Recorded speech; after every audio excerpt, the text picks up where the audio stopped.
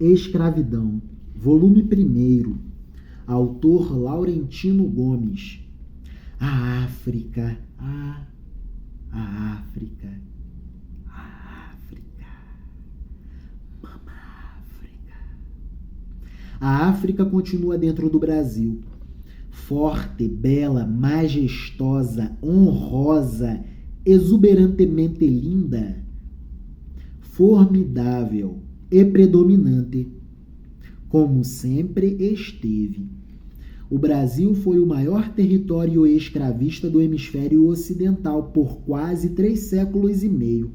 Recebeu sozinho quase 5 milhões de africanos cativos, 40% do total de 12,5 milhões de embarcados para a América. Como resultado, é atualmente o segundo país de maior população negra ou de origem africana do mundo. Os afrodescendentes brasileiros, classificados nos censos do Instituto Brasileiro de Geografia e Estatística como pretos e pardos, somam hoje cerca de 115 milhões de pessoas, número inferior apenas à população da Nigéria, de 190 milhões de habitantes, e superior à população da Etiópia, o segundo país africano mais populoso, com 105 milhões de habitantes. O Brasil foi também a nação que mais tempo resistiu a acabar com o tráfico negreiro e o último país a abolir oficialmente o cativeiro no continente americano, em 1888, 15 anos depois de Porto Rico e 2 anos depois de Cuba. O tráfico de africanos escravizados para o Brasil começou por volta de 1535. Algumas décadas depois da chegada da esquadra de Pedro Álvares Cabral à Bahia, em 1500. O objetivo inicial do comércio de gente era fornecer mão de obra para as atividades que se iniciavam com o ciclo da cana-de-açúcar no Nordeste, a primeira importante atividade econômica no Brasil colônia. Mais rapidamente se propagou por todos os segmentos da sociedade e da economia do Brasil colônia. 3 séculos mais tarde, na época da independência, praticamente todos os brasileiros livres eram donos de escravos, incluindo inúmeros ex-cativos que também tinham seus próprios cativos, incluindo inúmeros ex-escravos que também tinham seus próprios escravos. Vivíamos na era do mercantilismo. A negociação e o comércio de escravos era uma atividade regular da economia. Portanto, era normal que ex-escravos tivessem também escravos. Super normal,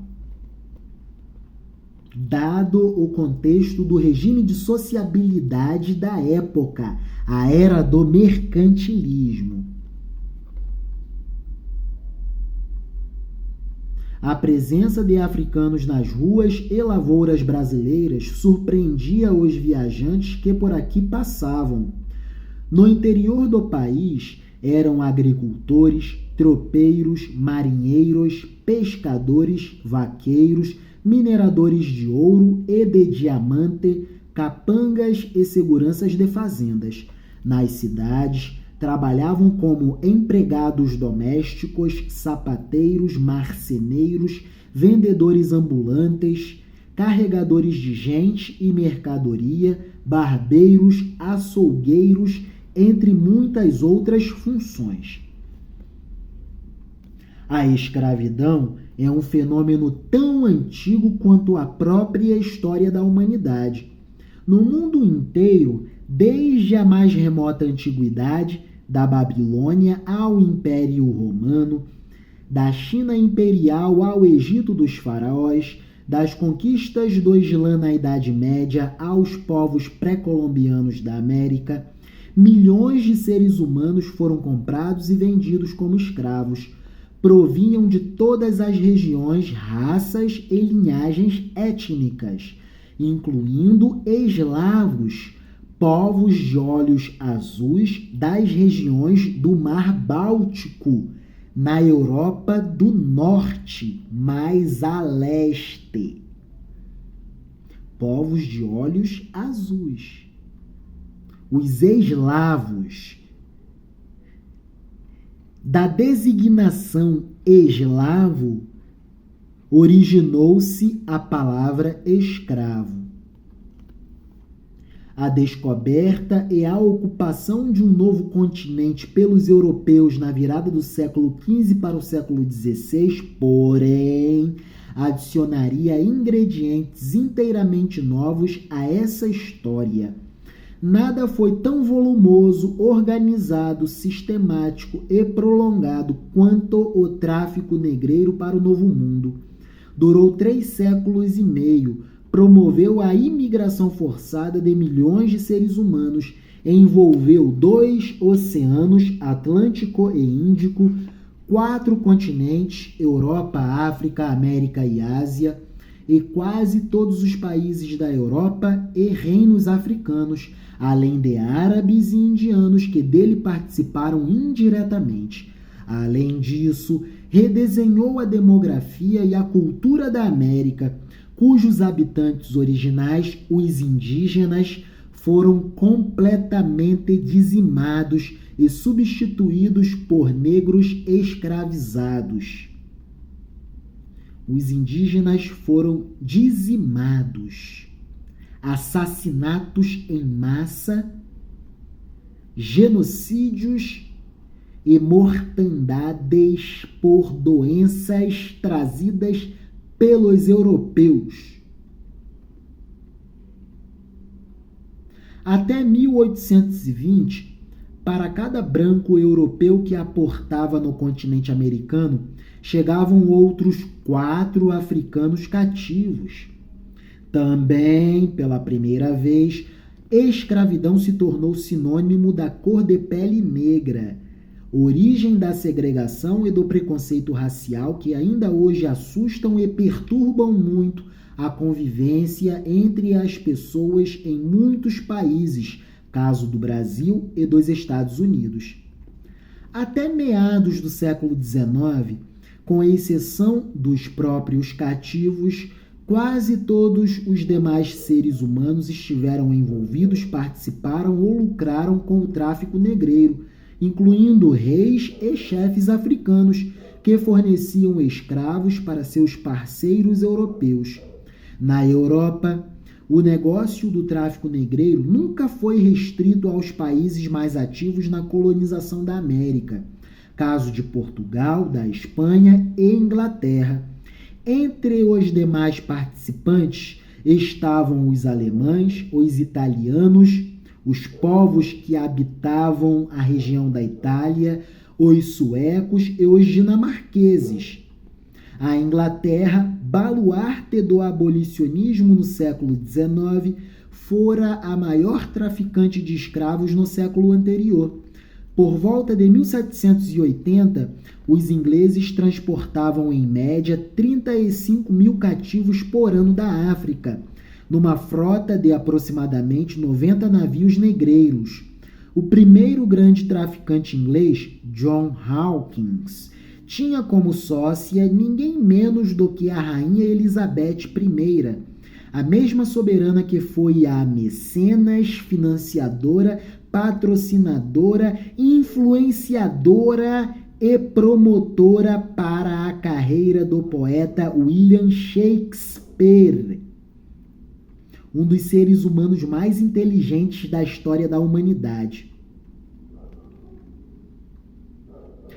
A rainha Elizabeth I era uma pessoa super culta e tinha seus escravos e era sócia de um comerciante de escravos. Era do mercantilismo. Negociar mercadoria humana escrava era atividade regular da economia. Outro tempo, outra cultura, outros valores, outros preceitos, outra antropologia. Precisamos compreender sobre isso. Fernando, rei da Espanha, chamado de atleta de Cristo pelo Papa Alexandre VI, assinou o primeiro aciento, alvará de licença para o transporte de escravos em larga escala para o Império Colonial Espanhol na América. Hoje, parece inconcebível que algo de tamanhas proporções tenha ocorrido. A história, porém, demonstra que, para os europeus, a ideia de que a escravidão seria inaceitável do ponto de vista moral desabrochou apenas no finalzinho do século XVIII, com o nascimento do abolicionismo britânico. Antes disso, a compra e a venda de seres humanos eram tão comuns e naturais quanto o comércio de quaisquer outras mercadorias e produtos. Observaram os historiadores David Eltz e David Richardson. A participação do tráfico negreiro no Atlântico até o século XIX era definida pela oportunidade econômica e não pela moralidade. Cabe acrescentar que a abolição do cativeiro na América não significou o fim da escravidão em outras partes do mundo. Até recentemente, diversos estados ainda mantinham a instituição da escravidão. Os últimos a aboli-la legalmente foram a Etiópia em 1942, o Marrocos em 1956, a Arábia Saudita em 1962 e a Mauritânia em 2007. Em resumo, a escravidão ainda existia e era oficialmente tolerada até pouco mais de uma década atrás, neste mesmo século XXI, quando a imensa maioria dos seres humanos hoje vivos já tinha nascido. Desde tempos imemoriais até muito recentemente, portanto, a captura, a venda e o cativeiro de gente foi parte da vida de quase todos os povos e sociedades. Essa triste realidade, infelizmente, ainda persiste nos dias de hoje sob outros disfarces. Legalmente, nenhum país admite mais a escravidão nos moldes antigos em que seres humanos podiam ser comprados ou vendidos como mercadorias. Ainda assim, muitos a permitem na prática, incluindo o Brasil, onde é recorrente o noticiário sobre pessoas submetidas a condições de trabalho análogas ao cativeiro, exploradas mediante o pagamento de salários irrisórios ou nem isso, privadas de liberdade de ir e vir em ambientes sórdidos ou insalubres que, muitas vezes, se assemelham aos ambientes das senzalas e dos engenhos de cana-de-açúcar do século XVII. Repetirei porque isto é tema muito atual. Viva a cidadania participativa. Isto é conversa super atual. Isto é conversa da contemporaneidade brasileira.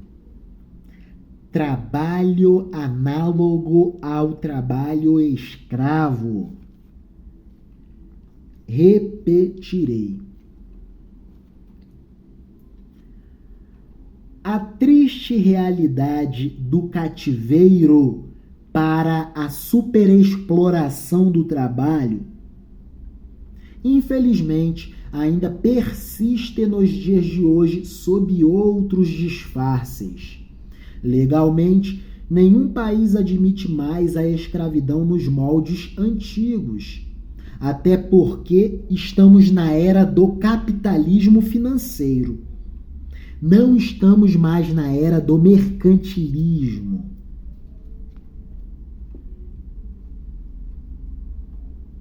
Legalmente, nenhum país admite mais a escravidão nos moldes antigos, em que seres humanos podiam ser comprados ou vendidos como mercadorias.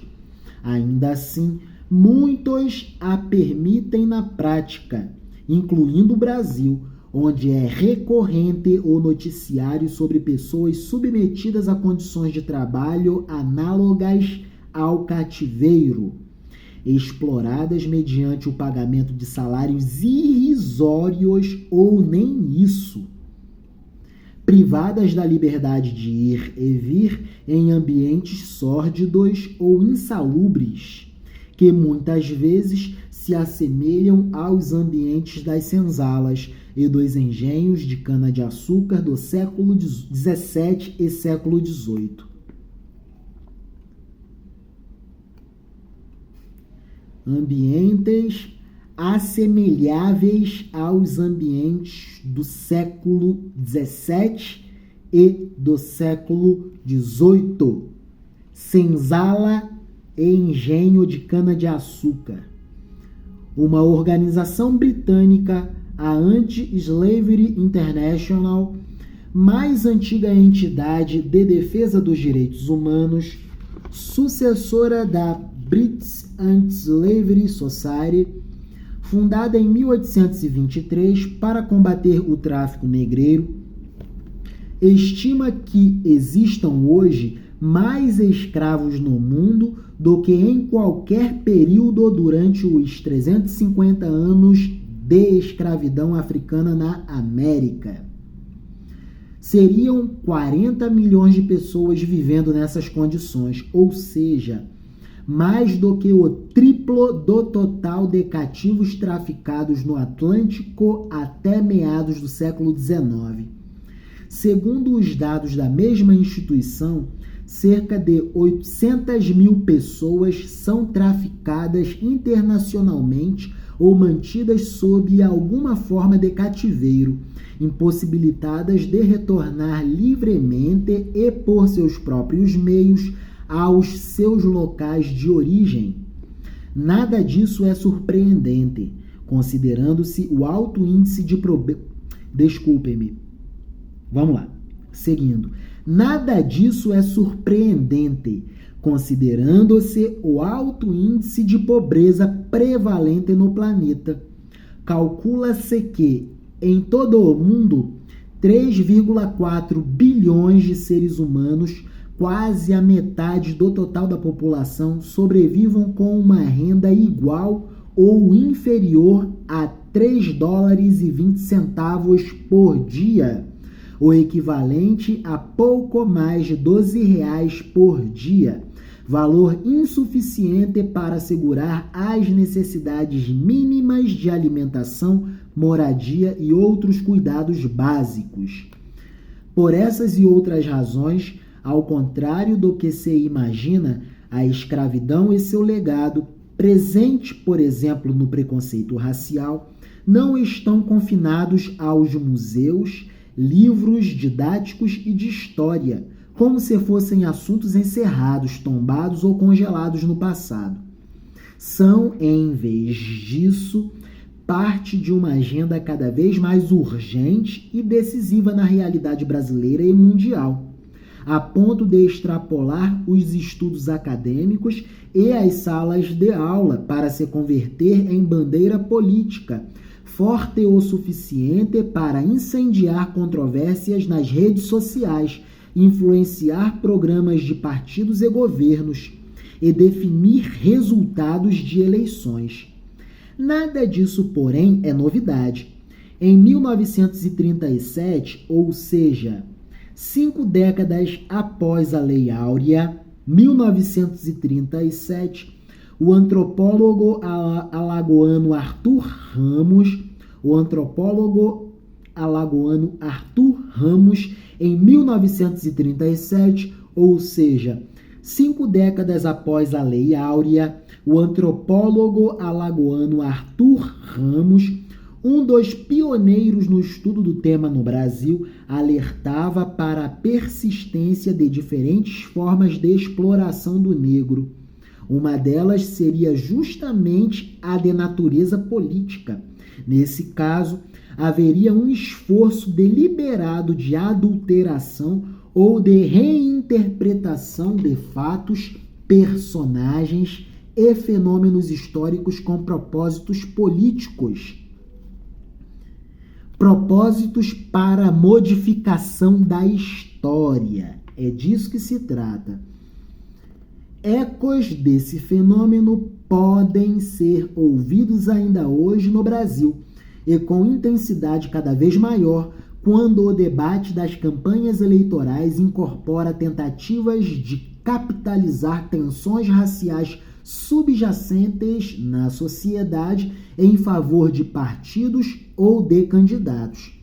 A escravidão se tornou um assunto politicamente sensível, contaminado por interesses e bandeiras ideológicas que, muitas vezes, dificultam seu estudo de forma objetiva, observou o historiador norte-americano Paul E. Lovejoy.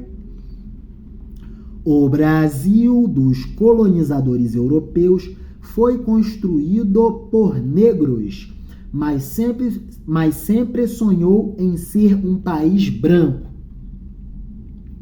Já estamos com 20 minutos de leitura, a gente vai se cansando e o tropeçar nas palavras, o trupicar é normal e mais frequente, mas prosseguiremos.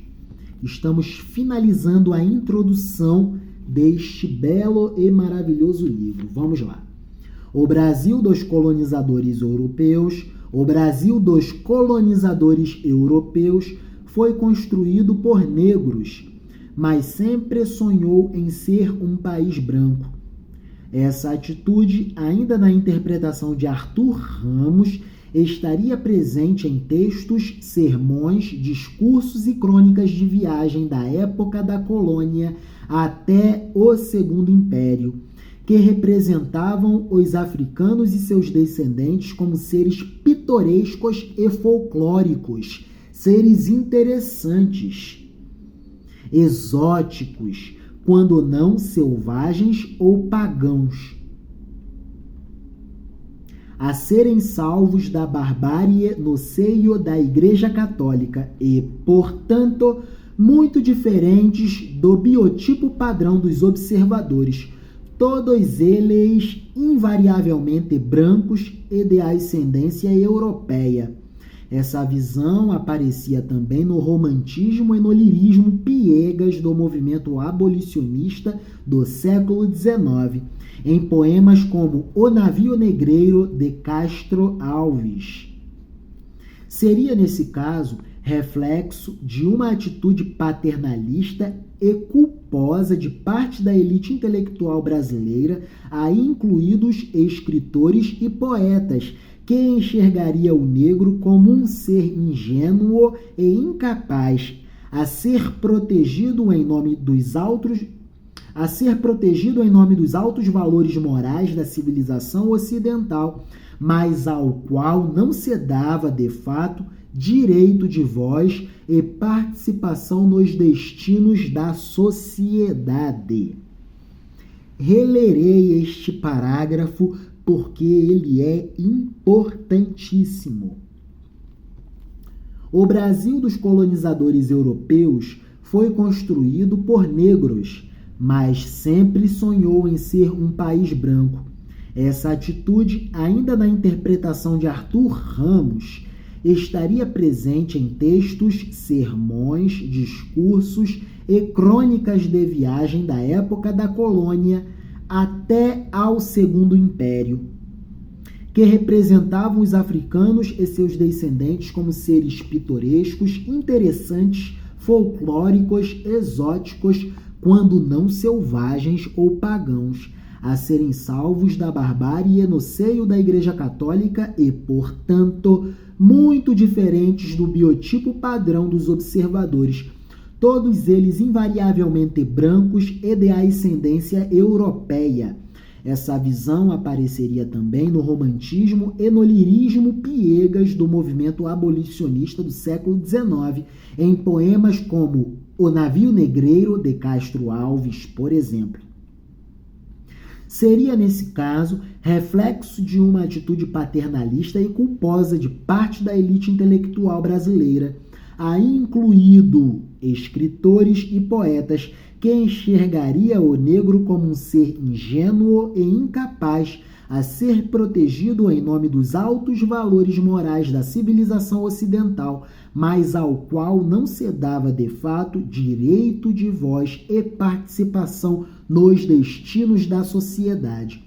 No Brasil do século XIX, em paralelo ao movimento abolicionista, havia projetos de branqueamento da população, com o apoio disseminado entre os dirigentes e intelectuais tanto do Império quanto do movimento republicano.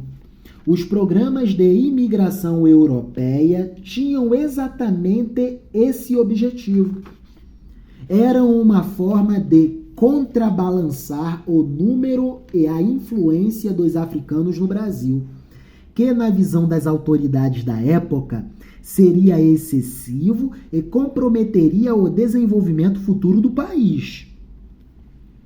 O Brasil não é, nem deve ser o Haiti, alertava em 1881 o crítico literário, promotor, juiz e deputado sergipano Silvio Romero, um intelectual. Vejam como é um homem de outro tempo, de outra cultura, um intelectual pugnando pelo branqueamento da sociedade brasileira. Estávamos em outro tempo, outra antropologia, outra concepção cultural. O Brasil não é, nem deve ser o Haiti, alertava em 1881 o crítico literário, promotor, juiz e deputado sergipano Silvio Romero. A vitória na luta pela vida entre nós pertencerá no porvir ao branco, insistia em seu livro A Literatura Brasileira e a Crítica Moderna de 1880. Para isso, defendia: seriam necessários, de um lado, a extinção do tráfico africano e o desaparecimento constante dos índios, e de outro, a imigração europeia. A mentalidade de um intelectual do século XIX.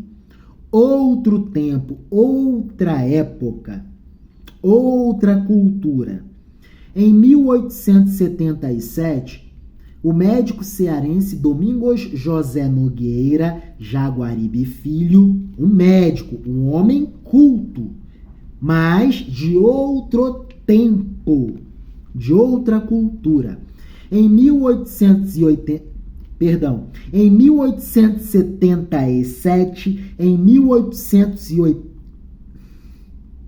em 1877, em 1877, século XIX, em 1877, o médico cearense Domingos José Nogueira Jaguaribe Filho, político e proprietário de terras em São Paulo, assustava-se com as estatísticas populacionais brasileiras, chamando a atenção para o fato de que, num contingente de cerca de 10 milhões de pessoas, apenas 3,8 milhões pertenciam à raça branca, enquanto os mais de 6 milhões restantes distribuíam-se entre negros, índios e mestiços.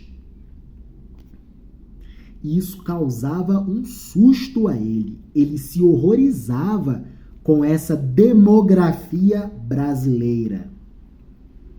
Médico cearense Domingos José Nogueira Jaguaribe Filho, político e proprietário de terra em São Paulo, um homem da elite intelectual. Homem de outro tempo, de outra cultura. É bom repetir para enfatizarmos isso. Hoje estamos em outro tempo, em outra cultura, é outra antropologia. Esse tipo de pensamento é inadmissível no tempo presente de hoje. Em 1877, o médico cearense Domingos José Nogueira Jaguaribe Filho, político e proprietário de terras em São Paulo, assustava-se com as estatísticas populacionais brasileiras, chamando a atenção para o fato de que, num contingente de cerca de 10 milhões de pessoas, apenas 3,8 milhões pertenciam à raça branca, enquanto os mais de 6 milhões restantes distribuíam-se entre negros, índios e mestiços.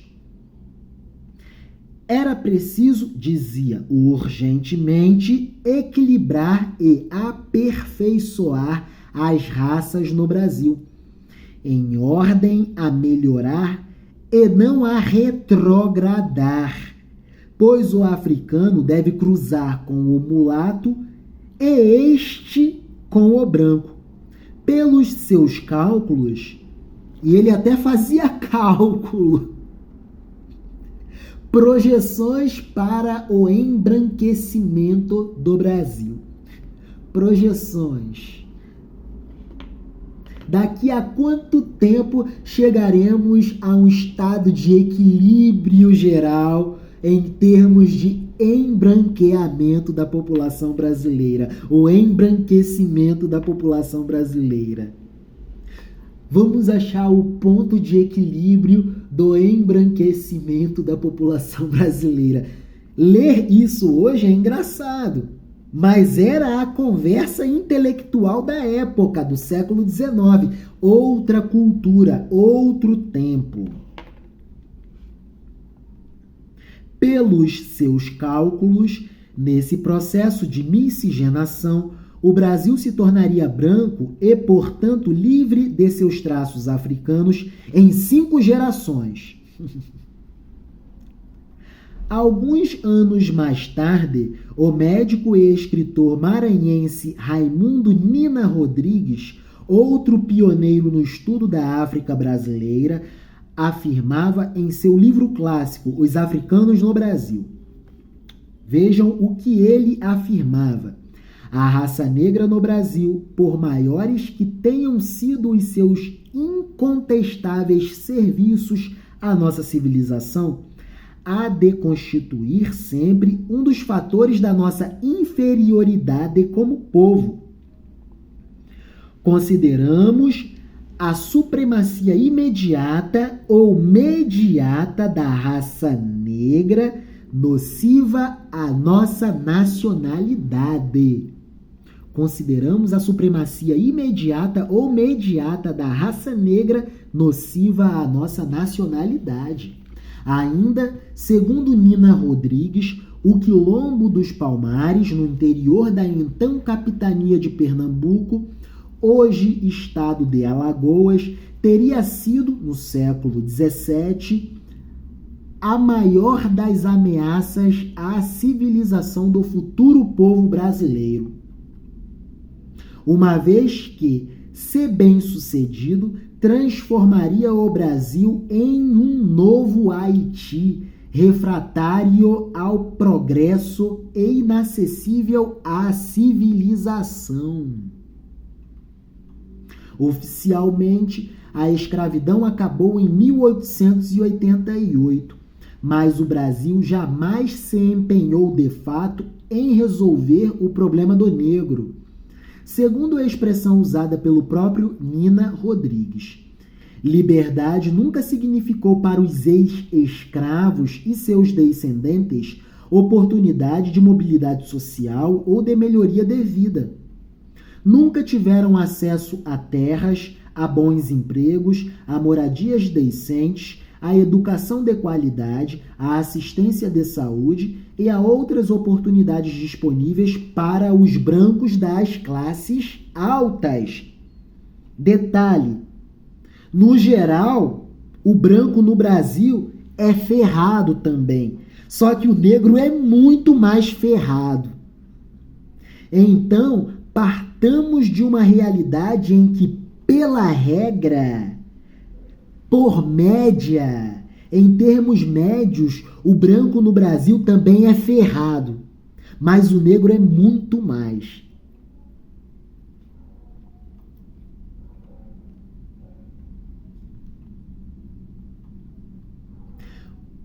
os ex-escravos e os descendentes dos ex-escravos nunca foram tratados como cidadãos.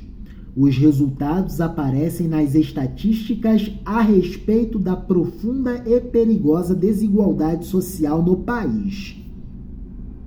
Negros e pardos. Classificação que inclui mulatos e uma ampla gama de mestiços. Representam 54% da população brasileira. Mas sua participação entre os 10% mais pobres é muito maior, de 78%. Na faixa dos 1% mais ricos da população, a proporção inverte-se. Nesse restrito e privilegiado grupo, situado no topo da pirâmide de renda, somente 17,8% são descendentes de africanos. Na educação, enquanto 22,2% da população branca tem 12 anos de estudo ou mais, o que já é baixo, é um índice baixo, por isso que eu estou falando. Por regra, o branco no Brasil também é ferrado, só que o negro é muito mais. Na educação, enquanto 22,2% da população branca tem 12 anos de estudo ou mais, a taxa é de 9,4% para a população negra. O índice de analfabetismo entre os negros em 2016 era de 9,9%. O índice de analfabetismo entre os negros em 2016 era de 9,9%. Mais que o dobro do índice entre os brancos. A brutal diferença se repete na taxa de desemprego, de 13,6% e 9,5% respectivamente. Taxa de desemprego para o negro, 13,6%. Taxa de desemprego para o branco, 9,5%. Os negros no Brasil ganham em média R$ 1.570 por mês, enquanto a renda média entre os brancos é de R$ 2.814 por mês. Nos cursos superiores, em 2010, os negros representavam apenas 29% dos estudantes de mestrado e doutorado, 0,03% do total de aproximadamente 200 mil doutores nas mais diversas áreas do conhecimento, e só 1,8% entre todos os professores da Universidade de São Paulo, USP. Um homem negro tem 8 vezes mais chances de ser vítima de homicídio no Brasil do que um homem branco. Afrodescendentes formam a maior parte da população carcerária e são mais expostos à criminalidade. São também a absoluta maioria entre os habitantes de bairros sem infraestrutura básica, como energia elétrica, luz, saneamento básico, segurança, saúde e educação de qualidade. Entre os 1.626 deputados distritais, estaduais, federais e senadores brasileiros eleitos em 2018, apenas 65, menos de 4% do total, são negros, incluindo os pardos. Ou melhor, repetirei. Entre os 1.626 deputados distritais, estaduais, federais e senadores brasileiros eleitos em 2018, apenas 65, menos de 4% do total, são negros. Incluindo os pardos, o número chega a 27%. Ainda assim, proporcionalmente, a metade da população brasileira total que se encaixa nessas duas classificações 54% dos brasileiros são pretos e pardos. Representatividade política. Entre os 1.626 deputados distritais, estaduais, federais e senadores brasileiros eleitos em 2018, apenas 65, menos de 4% do total, são negros. Incluindo os pardos, o número chega a 27%. Ainda assim, proporcionalmente à metade da população brasileira total que se encaixa nessas duas classificações. 54% de brasileiros são pretos e pardos. No Senado, a mais alta Câmara Legislativa do país, a proporção é ainda menor. Só 3 dos 81 senadores, 3,7% do total, se declaram negros. Entre os governadores dos estados e do Distrito Federal, não há nenhum. E também nenhum entre os ministros do Supremo Tribunal Federal, desde que Joaquim Barbosa se aposentou em 2014. Nas 500 maiores empresas que operam no Brasil, apenas 4,7% dos postos de direção e 6,3% dos cargos de gerência são ocupados por negros.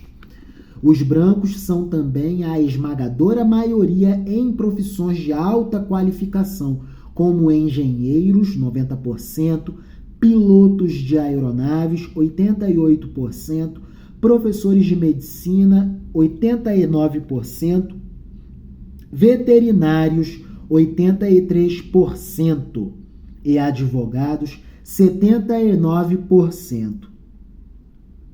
Mas esses brancos que acessam a essas profissões são os brancos da classe média alta e da classe rica. Classe média assalariada alta, classe alta financiarizada, classe média financiarizada e a classe alta, a classe rica. A classe média assalariada alta, pense aí, numa família que recebe 40 salários mínimos por mês. Classe média assalariada alta e a classe média alta financiarizada, que vive de rendas, aluguéis, dividendos de ações em bolsa de valores, dividendos de rendimentos de títulos em dívida pública. Classe média alta financiarizada e a classe rica. Então são esses brancos que acessam a essas profissões, são brancos de condições melhores na sociedade, porque a maioria dos brancos na sociedade brasileira é ferrada também, só que o negro é muito mais. Pretos e pardos. Só 10% dos livros publicados no Brasil entre 1965 e 2014 são de autores negros. Entre os diretores de filmes nacionais produzidos de 2002 a 2012, apenas 2% são diretores negros. Essas cifras são o alto preço que o Brasil paga ainda hoje pelo abandono de sua população negra à própria sorte na época da Lei Áurea. Durante a campanha abolicionista que empolgou o país na segunda metade do século XIX, o pernambucano Joaquim Nabuco dizia que os brasileiros estariam condenados a permanecer no atraso enquanto não resolvessem de forma satisfatória a herança escravocrata. Para esse intelectual Joaquim Nabuco, não bastava apenas libertar os escravos, era preciso incorporá-los à sociedade como cidadãos de pleno direito. O regime da escravidão, dizia, corrompia tudo e impedia que a sociedade brasileira evoluísse. a escravidão não consentiu que nos organizássemos, e sem povo as instituições não têm raízes. Portanto, não funcionam bem adequadamente. Adequadamente bem, as instituições não funcionam sem a legitimidade do povo. Sem cidadania participativa, sem a cidadania participativa, para uma democracia participativa, as instituições brasileiras não funcionarão adequadamente em prol do povo. Viva a cidadania participativa para uma democracia participativa. A escravidão não consentiu que nos organizássemos, e sem povo as instituições não têm raízes. A opinião não tem apoio, a sociedade não tem fundamentos, não tem alicerces, escreveu Joaquim Nabuco.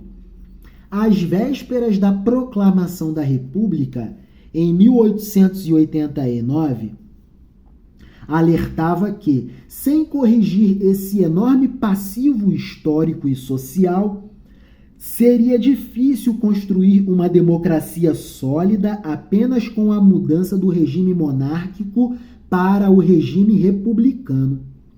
A grande questão da democracia brasileira não é a monarquia, é a escravidão, dizia Joaquim Nabuco. E dizia precisamente, é isso mesmo. A grande questão da democracia brasileira não é a monarquia, é a escravidão.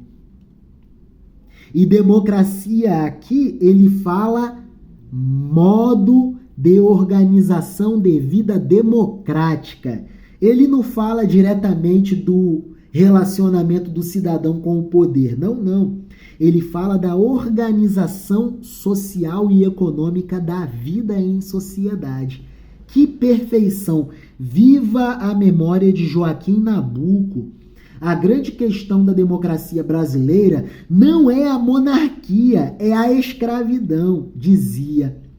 É um diagnóstico que continua a assombrar as gerações atuais. Incapaz de resolver esses obstáculos na sua jornada rumo ao futuro,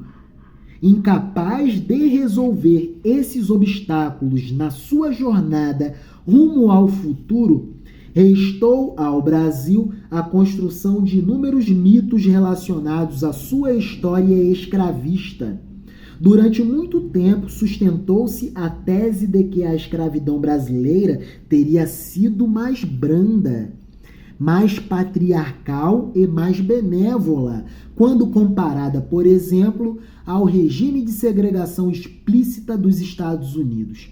O resultado, ainda segundo essa visão, seria um país com menos preconceito e barreiras étnicas e culturais, a tão celebrada democracia racial brasileira. Muitos estudos têm contribuído para mudar de forma drástica essa interpretação, como se verá ao longo destes 3 livros. Deste livro aqui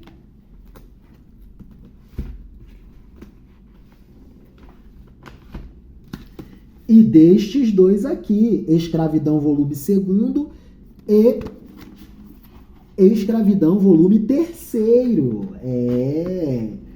Maravilha e bênção de Deus. A escravidão, retrocederei. O resultado, ainda segundo essa visão, seria um país com menos preconceito e barreiras étnicas e culturais. A tão celebrada democracia racial brasileira, que esconde uma porção de problemas econômicos sociais, problemas graves. Muitos estudos têm contribuído para mudar de forma drástica essa interpretação, como se verá ao longo destes 3 livros. Como veremos, Os escravos brasileiros foram sempre superexplorados e tratados com violência como em qualquer outro território. Não há escravidão suave ou escravidão cruel. Ela dispensa adjetivos, observou a historiadora Hebe Maria Matos de Castro, da Universidade Federal de Juiz de Fora. O preconceito, por sua vez, é parte do dia a dia dos brasileiros, como se pode observar nos estádios de futebol, onde jogadores negros são alvos frequentes de agressões verbais. Aqui no Brasil. A escravidão no Brasil foi uma tragédia humanitária de proporções gigantescas. Arrancados do continente e da cultura em que nasceram, os africanos e seus descendentes construíram o Brasil com seu trabalho árduo. Sofreram humilhações e violências, foram superexplorados e discriminados. Essa foi a experiência mais determinante na história brasileira, com impacto profundo na cultura e no sistema político que deu origem ao país depois da independência em 1822.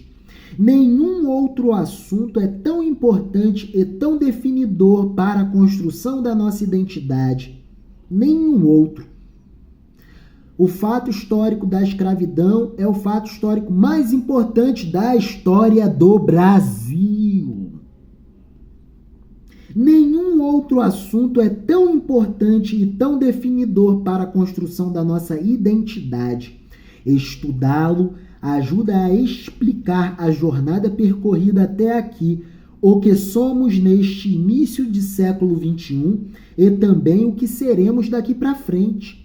Em nossas raízes africanas há uma história de domínio e opressão de um grupo de seres humanos pelo outro, de muita dor e de muita injustiça, mas há também beleza e encantamento.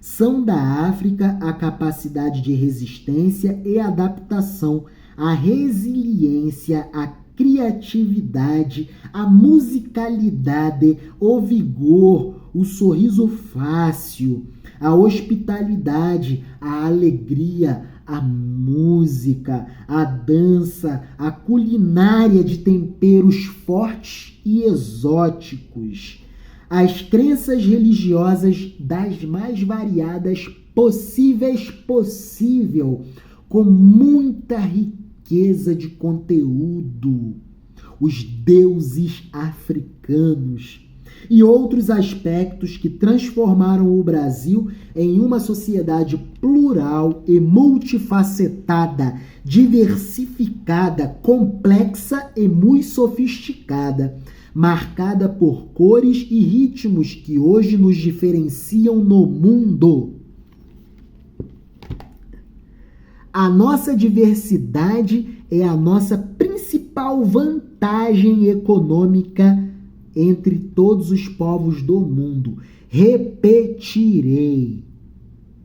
A nossa diversidade cultural é a nossa maior vantagem econômica em relação a todos os outros e demais povos do mundo.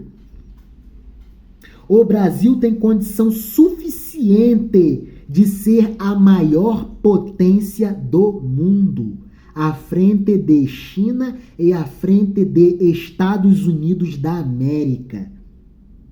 O Brasil tem total condição de, em 150 anos, se tornar a grande potência motor e condutor econômico do mundo. A maior potência condutora da economia global. Brasil. Brasil tem condição de, em 150, 200 anos, ser a grande economia do mundo. É isso. Amém. Mas para tal, precisamos hoje compreender sobre isso aqui, ó. A escravidão. Deus nos abençoe, que caminhemos com muita humildade. É tarefa difícil, é tarefa árdua, mas estamos aqui sob ordens, estamos aqui a trabalho, tal como Jesus, tal como Moisés, tal como José. Estamos aqui como escravos de Deus, escravos dos estudos. Vamos compreender sobre o nosso muito e amado Brasil. Amém. Coisa muito boa, maravilha. Terminada a introdução, o autor prossegue, mas a gente terminará a introdução por aqui só fazendo um adendo importantíssimo. Vejam o que o autor destaca. O professor Laurentino Gomes.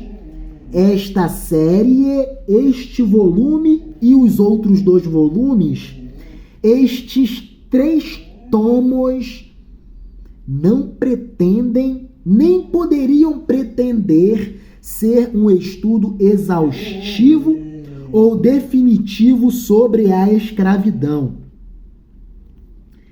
Digna de nota essa observação da humildade do autor.